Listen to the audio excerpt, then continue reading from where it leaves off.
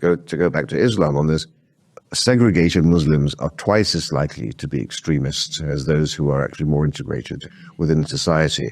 And these segregated communities act like petri dishes for the cultivation of abhorrent practices which are completely alien in our society. And that's why you're seeing Britain is now the leading country for acid attacks.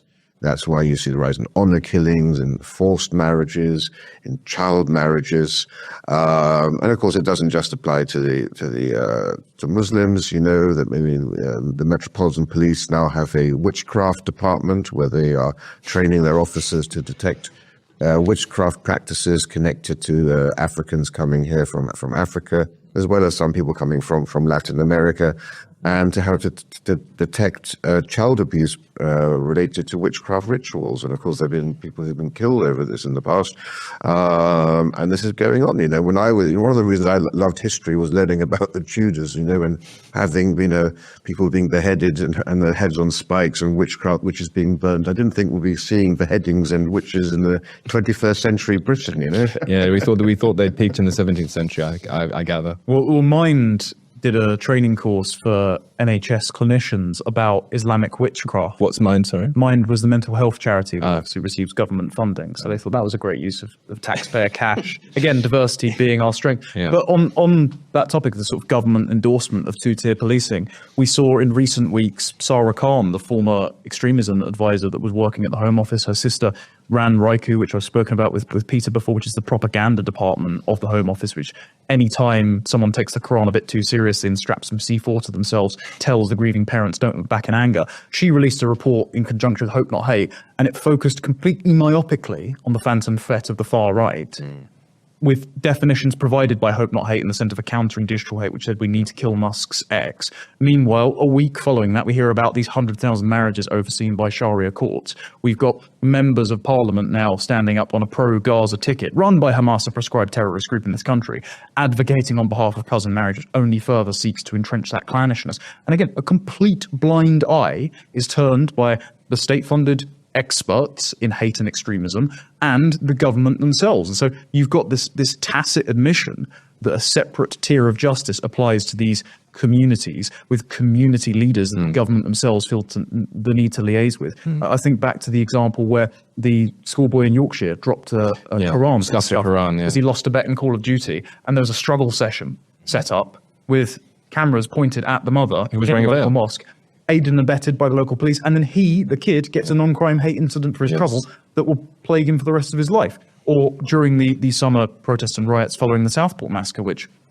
as much as we say Sharia courts will not be able to cover up stabbings, there is certainly reporting restrictions still around that. It's not even reached questions about it.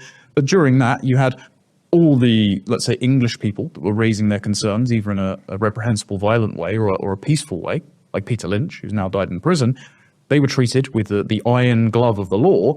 Meanwhile, you've got community cohesion officers in blue luminous vests going, "Oh, sorry lads, can you go and put your bricks and bats in the local mosque?" They're not telling Tom, Dick, and Harry to stick their cameras and the like in the local Wetherspoons, are they? And to de-escalate tensions. Again, I know I'm going on, but there is a clear lifting of the veil on the two-tier police system, so to speak. Yeah.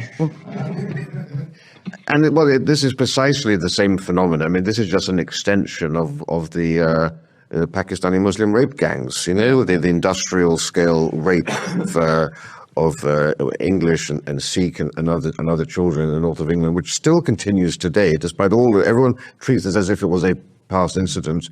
And of course, then, as with all these things you're talking about, is because our institutions are, they're petrified by political correctness and they won't do anything. And so they are willingly sacrificing our young girls. They're putting people in prison, all in order to save community tensions. And I'm sorry, it is, what on the scales, I think, that the lives of people who've been ruined or indeed by this stuff certainly outweigh community tensions. Well, 2 Yorkshire policemen have been arrested just in recent days by Operation Stovewood on suspicion of their sexual abuse in connection in the 90s with these grooming gangs. So they're still making arrests, they're still making hundreds of years of prison sentences just doled out to perpetrators in Rotherham. And again, other than reposting the Crown Prosecution Service announcement on the BBC website. This isn't headline story. Greg Wallace, headline story. Me interviewing Liz Truss, gets a week of coverage on Sky News. Industrial scale rape of white British girls by imported Islamists.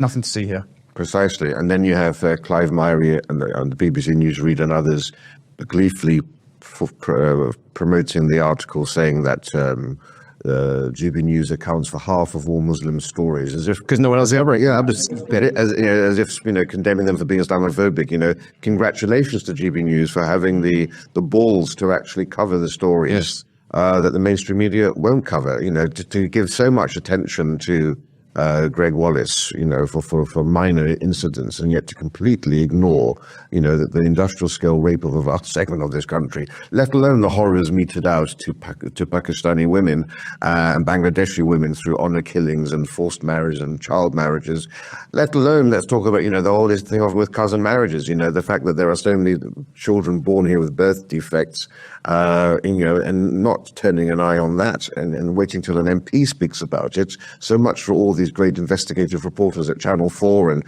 on Newsnight and Panorama and so forth. It just sort of stinks to high heaven. Yes, and I was just going to say two things as well before, because we will move on to cousin marriage. And I'd also like to ask you a little bit about why you think that the Christian churches in this country haven't been a little bit more solid in defending the quintessentially Christian understanding of law, as opposed to tolerating these sorts of parallel branches that are sprouting up across our green and pleasant land. But it's hilarious. It goes back to the doublespeak again. Diversity on the one hand is our greatest strength, yet if you enforce the law without fear or favor and ignore people's certain community interests, you will inflame dormant tensions. Well, if diversity was such a strength, then we wouldn't be constantly on a knife edge, and we wouldn't constantly be in fear of whether enforcing the law without fear or favor would lead to riots, would lead to protests, would lead to hills burning down, all these sorts of things. So again, it's testament to the doublespeak. Also on GB News in particular, the person who's probably done the best work in this country, certainly of mine and Connor's generation. Of course, many people will want to point to what Tommy Robinson has done, and others would want to point to what Andrew Norfolk at the Times has done, shining a spotlight on the grooming gangs. But Charlie Peters has done excellent work. And one of the things that he has pointed to in particular is that because there is such a strong sense of religious solidarity and ethnic clannishness in these kinds of neighborhoods, when some Pakistani ringleaders of a grooming gang are banged up and do go to prison, once they're out and once they've served their time, they slot back seamlessly into their little community. When he was reporting on one of the trials, the daughter of one of the perpetrators who was sent down for many years shouted out from the dock, "I love you, Dad," during the sentencing after she knew what her dad had done. And the families tried to start a fight with one of the women that gave a witness statement after being raped as a child. When you have an individual white paedophile in Britain, which does happen, these people instantly become pariahs overnight. There's no prospect in hell of them being welcomed back seamlessly into their community. So that begs the question: what is going unreported in these petri dishes that you talk about, Rafe? Well, and we need to take a page out of Denmark's book on this, because many of these people we're talking about live in social housing, for example, and are on benefits and so forth. Now, the Danes have a policy of trying to break up and destroy and clean up some of its worst ghettos. And one of the ways it does this is by firstly ensuring that no more than 40% of any area can be ethnic minorities. Imagine trying to enforce that in this country, but it helps if you start earlier rather than waiting to get this back. Priority is given to for social housing is given to people who are in education or in employment. But if you commit a crime, not only are you evicted, your entire family is evicted. And that seems to me to be a fantastic way to try to clean up an area in these ghettos and so forth. But also, that's a very good form of punishment as well. Yeah.